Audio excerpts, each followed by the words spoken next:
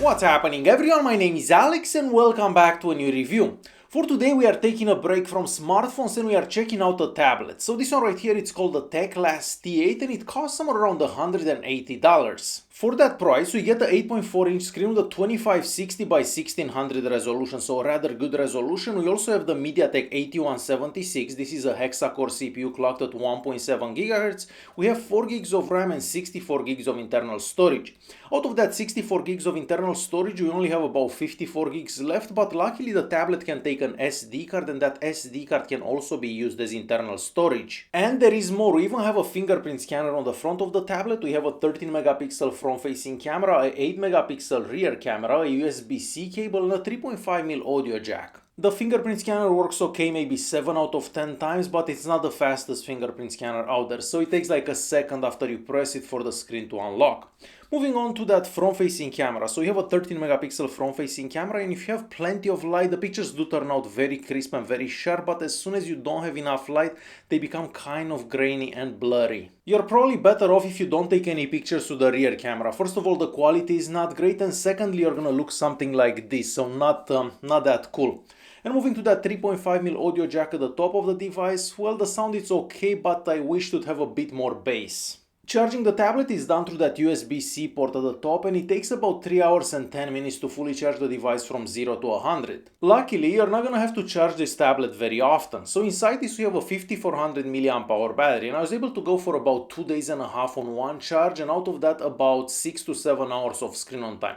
But of course this will depend on each individual user and how you use the tablet. Alright, and we are moving to the build quality. So the back of the tablet is made out of metal, however we have some nicely curved edges on the back and that makes it much easier to actually hold the tablet, and I can actually hold this tablet in one hand, and considering that we have a rather large screen because we have an 8.4-inch screen, that's pretty impressive. At the bottom we have the slot for the SD card, and as I mentioned earlier, that SD card can be used as internal storage as well. And we also have 2 speakers. Now the speakers are loud, but maybe not the best that I've heard from a tablet, but here is a quick sample of how the speakers sound.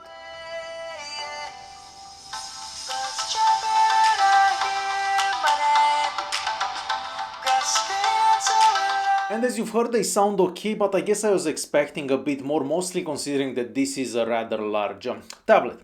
Alright, so moving on the right hand side of the tablet, there we have the power button and the volume keys, and those ones are also made out of metal. And we are moving to the screen. Well, first of all, we still have bezels all around the screen, but considering that this is a tablet and you don't have to carry this with you every day, I guess that makes sense, because this way you're not gonna touch the screen by mistake whenever you're holding the tablet.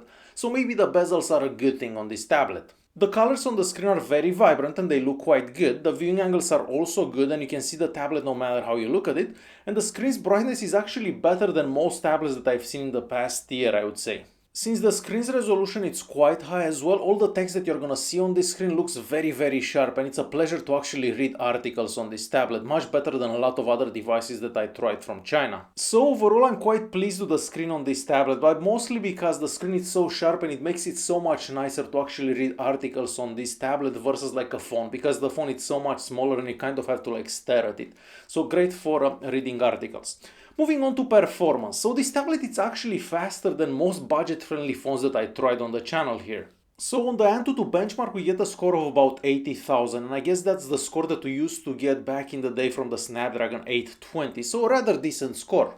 I found that opening apps on this tablet was actually quicker than all the other devices that had like the Helio P25 or the Snapdragon 625. So I think the performance on this tablet is gonna be more than enough for most people that are gonna use it. Since this is running Android 7 and the UI is also very close to stock Android, there is basically nothing holding the tablet back. So for example, you can even use 2 apps in the same time. So if you use the split screen function from Android 7, both apps do work great. The browser works great and it doesn't matter how many tabs you have open, scrolling up, scrolling down, everything works extremely well. And on the YouTube app, the maximum resolution is 1440 and all the videos work extremely well at that resolution, so no problems at all. The gaming experience on this tablet is also good, so I got to play a couple of games on it and I haven't had any issues whenever I was playing either game, so no skipped frames, no lag, no anything.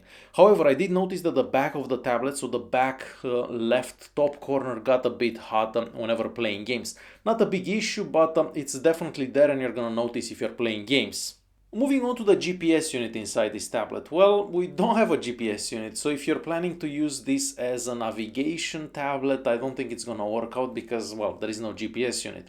As for sensors, we don't really have that many sensors either. As for connectivity, the tablet supports dual band Wi-Fi and Bluetooth connectivity, and luckily the speeds that I got over Wi-Fi are extremely good as well, and the range is also good, so you don't have to be in the same room as your router, as we've seen for a lot of Chinese devices in the past. And it's time to conclude this video, so if you're looking for a tablet for gaming and media consumption, this could be a good tablet. I mean, it looks good, it feels good in hand, but I just wish the battery life would be somewhat better, because getting 6 to 7 hours of screen on time may not be enough for everyone.